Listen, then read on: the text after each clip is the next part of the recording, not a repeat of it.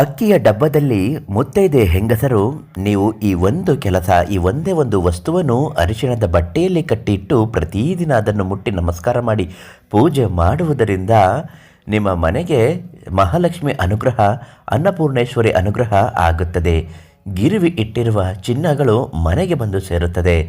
ಮಾಡಿಕೊಂಡಿರುವ ಅಷ್ಟೂ ಸಾಲಗಳು ತೀರೋಗುತ್ತದೆ. ಅದು ಯಾವ ವಸ್ತುವನ್ನು ಇಟ್ಟು ಯಾವ ರೀತಿ ಪೂಜೆ ಮಾಡಬೇಕು ಇವತ್ತಿನ ಮಾಹಿತಿಯಲ್ಲಿ ತಿಳಿಸಿಕೊಡ್ತೀನಿ. ಅಮೃತ ಧಾರೆ ಫೇಸ್ಬುಕ್ ಪೇಜನ್ನು ನೀವಿನ್ನೂ ಫಾಲೋ ಮಾಡ್ತಿಲ್ಲ ಅಂದರೆ ಮೊದಲು ನಮ್ಮ ಪೇಜನ್ನು ಫಾಲೋ ಮಾಡಿ, ಈ ವಿಡಿಯೋಗೆ ಲೈಕ್ ಮಾಡಿ, ಜೈ ಮಹಾಲಕ್ಷ್ಮಿ ಅಂತ ಕಮೆಂಟ್ ಮಾಡಿ, ಶೇರ್ ಮಾಡಿ. ತುಂಬ ಒಳ್ಳೆಯದಾಗತ್ತೆ. ಎಷ್ಟೇ ಕಷ್ಟಪಟ್ಟು ದುಡಿದರೂ ಕೂಡ ₹1 ಕೈಯಲ್ಲಿ ನಿಲ್ತಾ ಇಲ್ಲ ಗುರುಗಳೇ. ಹಣಕಾಸಿನಲ್ಲಿ ಸಿಕ್ಕಾಪಟ್ಟೆ ಸಮಸ್ಯೆ ಆಗ್ತಾ ಇದೆ. ಆರ್ಥಿಕ ಅಭಿವೃದ್ಧಿ ಅನ್ನೋದು ಆಗ್ತಾ ಇಲ್ಲ, ಮನೆ ಏಳಿಗೆ ಅನ್ನೋದು ಆಗ್ತಾ ಇಲ್ಲ, ಗಂಡನಿಗೆ ಮಕ್ಕಳಿಗೆ ಸರಿಯಾದ ಕೆಲಸ ಕಾರ್ಯಗಳು ಆಗ್ತಾ ಇಲ್ಲ ಅನ್ನೋದಾದರೆ ನೀವು ಈ ತಕ್ಷಣ ಈ ಥರ ಸಮಸ್ಯೆಗಳು ಇನ್ಯಾವುದೇ ತೊಂದರೆಗಳಿದ್ದರೂ ನೀವು ಪಂಡಿತರು ಶ್ರೀನಿವಾಸರಾವ್ ಗುರುಗಳು ಅವರಿಗೊಂದು ಕರೆ ಮಾಡಿ.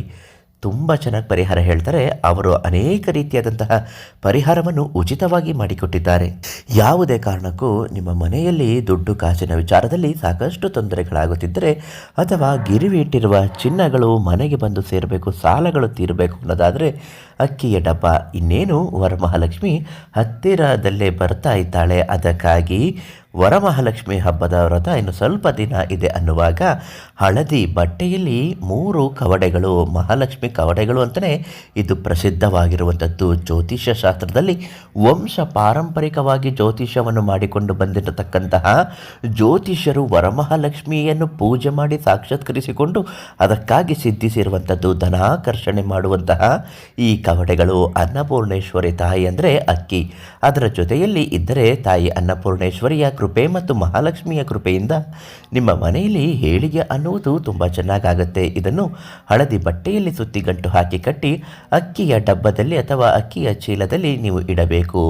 ಪ್ರತಿದಿನ ಅದಕ್ಕೆ ಪೂಜೆಯನ್ನು ಸಲ್ಲಿಸುತ್ತಾ ನಮಸ್ಕರಿಸಬೇಕು. ಕಷ್ಟಗಳನ್ನು ನಿವಾರಣೆ ಮಾಡಿಕೊಡಿ ಅಂತ ಭಕ್ತಿಯಿಂದ ಬೇಡಿಕೊಂಡಾದ ನಂತರ ಅದನ್ನು ನೀವು ಮುಟ್ಟಿ ನಮಸ್ಕಾರ ಮಾಡಿ.